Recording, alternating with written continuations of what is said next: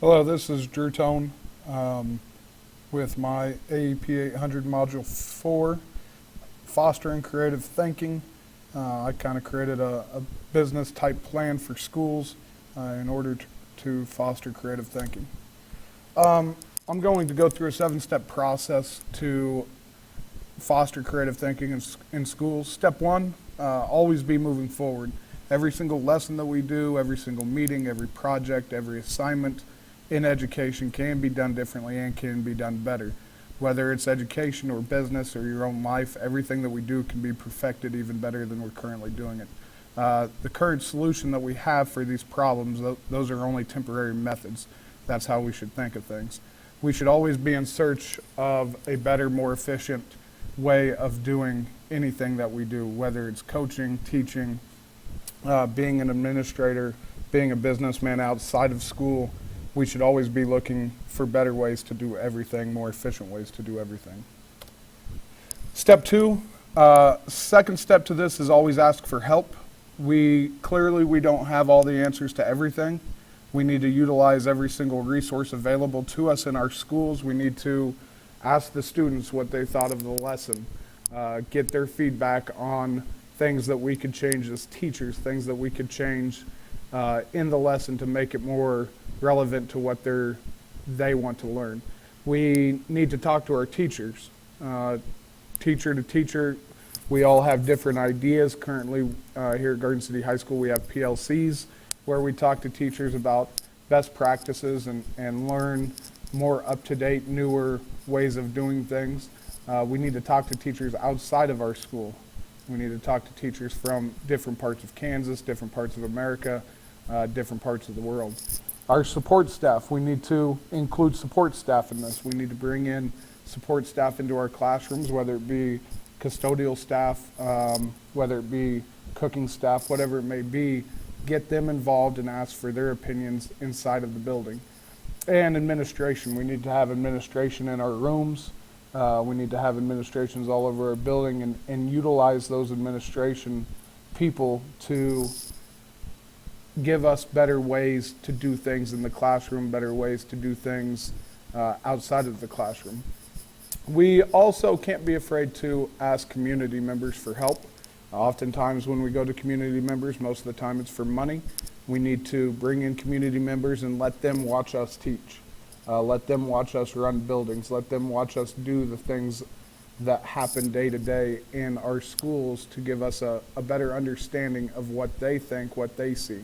That these community members may run businesses outside of the school that have better ideas than we're currently using here at the school, or can transition certain ideas into things that we're doing here at the school. Parents may bring fresh approaches and fresh ideas that they've seen elsewhere from other schools that maybe their children have been at to approach problems and issues that we're dealing with. Step 3, brainstorm daily. In order to be creative people, we have to foster creativity. We need to have daily brainstorming sessions and problem-solving sessions, whether it be in our classroom, as administrative teams, as PLC teams, as department teams, as coaches, as whatever it is that we're doing. We need to brainstorm daily these better ways to solve problems. Custodial staffs need to brainstorm daily to be more creative in the way that they approach the custodial duties here at the schools. Cooking staffs need to brainstorm daily on better ways to do things. In brainstorming, we need to have a clear goal, clear expectations of the problem that needs to be solved. The group needs to stay focused on that problem, and come up with creative, diverse ways of doing things. Diverse teams are essential for this.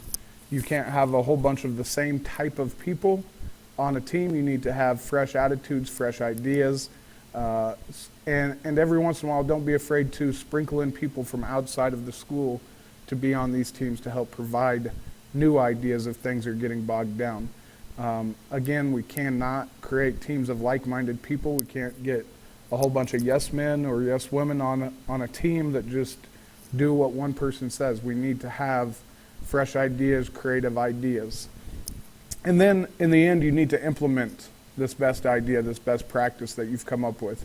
You need to test and see if this brainstorming process and problem-solving process was actually successful and something that we can later utilize in our schools. Step 4 to fostering creativity is open your eyes to the world. A lot of times here in education we're lacking for funding, and because of that we often don't look outside of our own communities for ideas.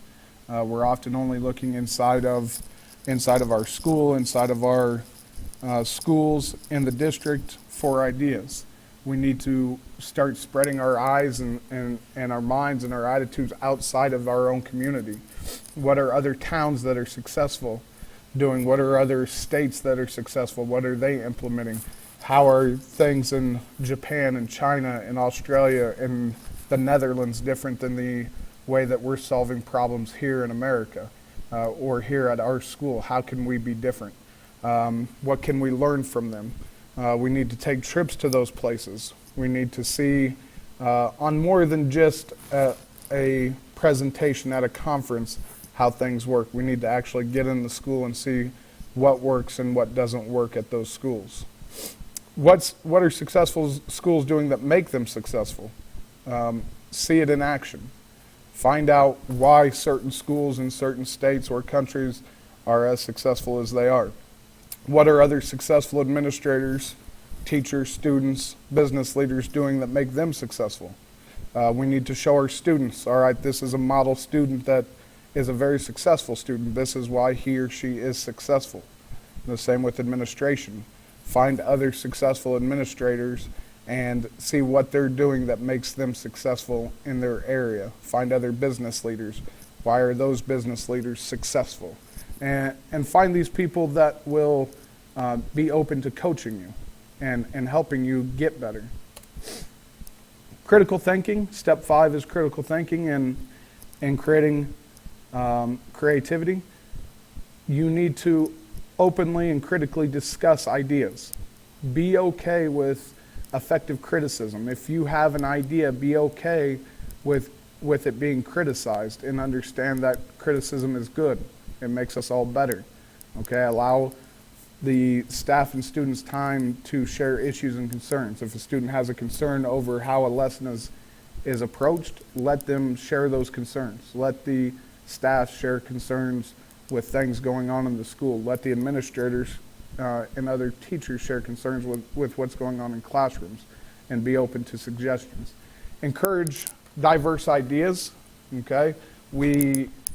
It's a good thing to argue over ideas. Argument over ideas is a good thing. Oftentimes we think argument as being a bad thing. It's not a bad thing as long as it's handled correctly. Any team of people that agrees on everything is not a very good team.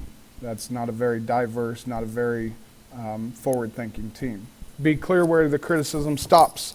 And being able to argue over ideas, you also must be able to have people that understand where debate turns into dysfunction.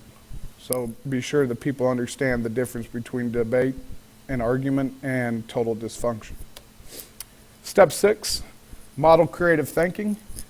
Show what the creative process looks like. Walk through the creative process for the people that you want to be creative. Show them step by step how creativity looks. This is giving them a broad system to start the thinking. It's only a broad system to start. Once they've followed that initial jump-off point, that initial framework that you've put forth in front of them, then they can start stimulating and thinking on their own and allow them to open up and not be boxed in. This system can't box them in and hold them in and not be creative. It just has to be a point to jump off of. Test ideas and measure the effectiveness of the idea. Once you're done with your brainstorming and your creative thinking, test it on a small group. Does your idea work with a small group? Then increase the size of the group and then try to fully implement that creative thinking process. Step 6, eliminate the idea of failure. Oftentimes, the idea of failure stops a lot of people from taking risks and being creative.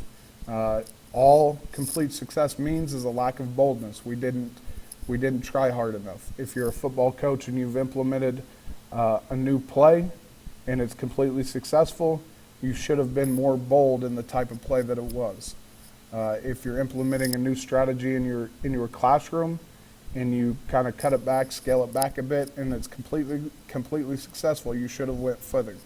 So press the envelope, go further. If you want people to be creative, you have to push them further and further and further, and be okay with that. We have to reassure our staff that failure is okay.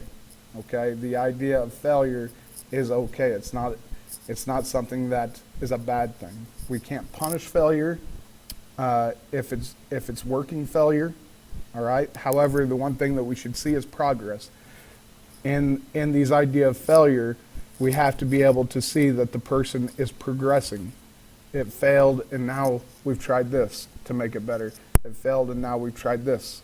As Thomas Edison said, I have not failed. I have just found 10,000 different ways to make a light bulb. That's the thought process we must follow. Thank you. Have a good day.